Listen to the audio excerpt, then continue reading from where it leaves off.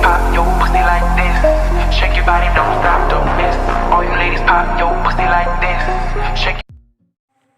Bismillahirrahmanirrahim. Assalamualaikum warahmatullahi wabarakatuh. Bagaimana kabarnya hari ini teman-teman? Siap mengikuti pelajaran hari ini? Insyaallah siap semua ya. Seperti biasa sebelum belajar kita berdoa dulu kepada Allah, semoga dimudahkan dalam menuntut ilmunya. Oke, berdoa dimulai. Bismillahirrahmanirrahim.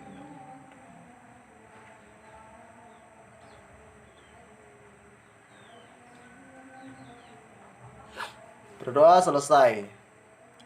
Oke, bagaimana kabarnya hari ini teman-teman? Insyaallah sehat semua ya.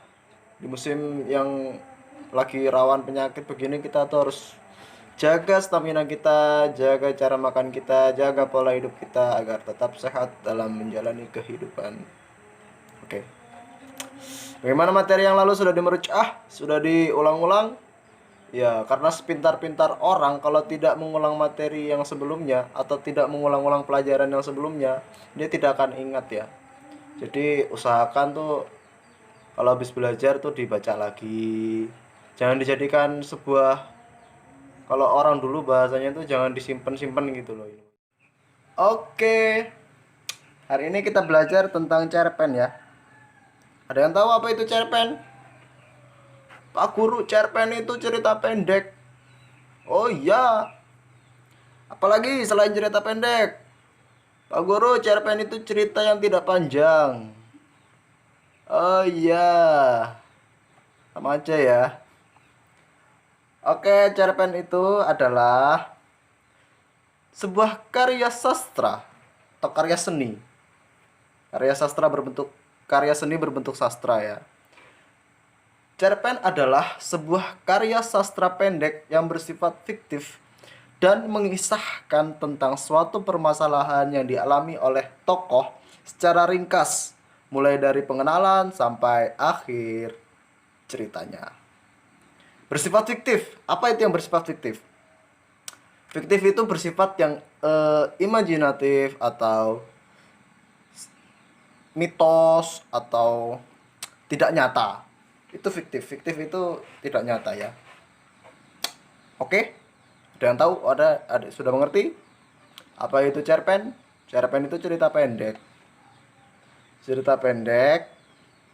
Ya, cerita pendek. Dan pada umumnya cerpen juga itu mengisahkan suatu permasalahan yang dihadapi oleh suatu tokoh. Oke. Cut. Oke. Tadi kita sudah membahas tentang pengertian cerpen ya. Sekarang kita bahas tentang unsur-unsur cerpen. Siapa yang tahu unsur-unsur cerpen ada berapa? Nggak ada yang tahu Pak Guru? Oke, Pak Guru kasih tahu. Unsur-unsur cerpen ada dua, yang dari dalam dan dari luar, atau yang biasa disebut tuh intrinsik dan ekstrinsik. Ayo, siapa yang tahu intrinsik dan siapa yang tahu ekstrinsik? Pak Guru, intrinsik itu dari dalam dan ekstrinsik dari luar. Pintar, pasti kamu belajar tadi malam ya. Oke, langsung saja kita sikat ya. Yang pertama unsur intrinsik atau unsur pembangun dari cerpen tersebut. Di sini ada beberapa unsurnya. Yang pertama unsur ekstrinsik itu ada lagi ya pembagiannya toh. Unsur ekstrinsik ada lagi pembagiannya, unsur ekstrinsik ada lagi pembagiannya begitu. Yang pertama tema. Tema ini adalah pokoknya atau pokok pikiran yang mendasari jalannya cerita pendek tersebut atau cerpen tersebut. Tema. Yang pertama tema. Yang kedua alur atau peristiwa. Peristiwa yang ada di dalam cerpen tersebut. Umumnya dimulai dengan perkenalan, konflik, klimaks, dan penyelesaian. Penyelesaian itu bubar ya. Selanjutnya setting, latar dan tempat. Tergantung suasana dan waktu ya. Setting itu latar dan tempat, waktu dan tempat. Yang ketiga, yang keempat, tokoh. Tokoh itu pemeran. Pemeran dalam cerpen tersebut. Di sini ada tokoh itu terbagi menjadi tiga. Yang pertama, yang baik, yang jahat, dan yang netral. Biasanya itu kalau di Indosiar kan begitu, tak? Ada cerita-cerita yang baik, yang jahat, ada yang gitu juga. Oke, selanjutnya watak. Watak itu berkaitan sama tokoh tadi itu ya. Watak itu kan sifat si pemeran tersebut. Ada yang baik, ada yang jahat. Misalnya saya tokohnya watak saya baik gitu. Itu saling berkaitan. Yang keenam, sudut pandang. Sudut pandang di sini adalah merupakan cara si pengarang itu menceritakan ceritanya. Oke. Yang ketujuh, amanat, pesan. Amanat itu pesan. Pesan yang terdapat di cerita tersebut. Oke. Tadi ya sudah mengerti ya. Selanjutnya unsur ekstrinsik atau unsur dari luar. Unsur dari luar itu sering kita sebut sebagai tambahan atau peristiwa yang terjadi di sekitar kita. Contohnya begitu.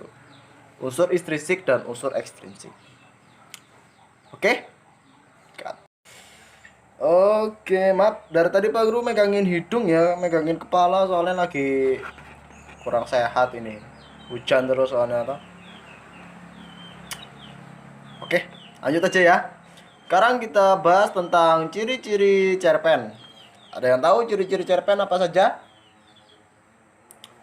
Oke, tadi kan kita sudah bahas tentang pengertian cerpen, unsur-unsur cerpen. Sekarang kita bahas tentang ciri-ciri cerpen. Ada yang tahu apa aja itu ciri-ciri cerpen? Pak Guru, cerpen itu ciri-cirinya nggak panjang. Bener, nggak salah sih. Oke, ada yang lain? Pak Guru, cerpen itu nggak tahu Pak Guru. Oke. Biar Pak Guru jelaskan aja ya ciri-ciri cerpen. Ciri-ciri cerpen. Tadi kan Pak Guru sudah jelaskan pengertiannya. Cerpen itu cerita pendek. Oh, sekarang ciri-cirinya. Yang pertama, bersifat fiktif. Tadi kan Pak Guru sudah jelaskan fiktif. Fiktif, karangan, tidak nyata. Oke. Yang pertama fiktif. Yang kedua kata-katanya tidak lebih dari 10.000 kata. Pendek kan? Ceritanya pendek. Yang ketiga, dapat dibaca dengan sekali duduk. Kok jadi komik itu termasuk cerpen ya? Komik. Pokoknya cerita-cerita pendek itu dikatakan cerpen. Yang keempat, diksi yang dipakai tidak rumit sehingga mudah dipahami.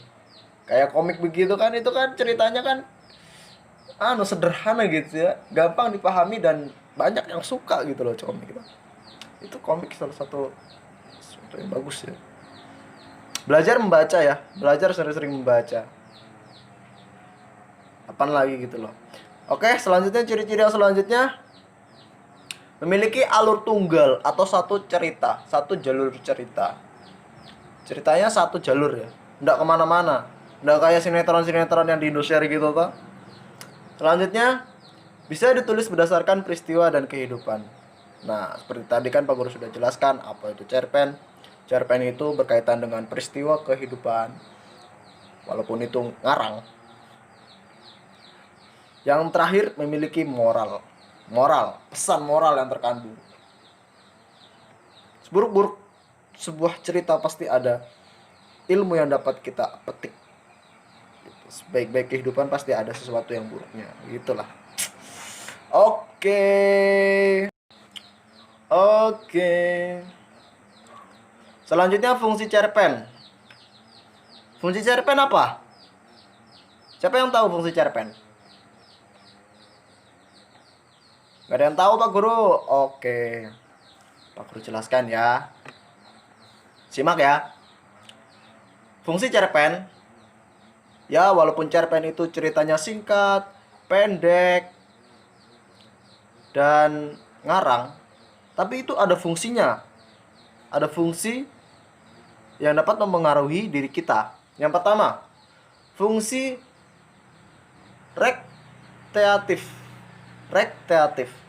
Apa itu fungsi rekreatif? Kalau bahasa sederhananya itu sebagai sarana penghibur bagi pembacanya gitu.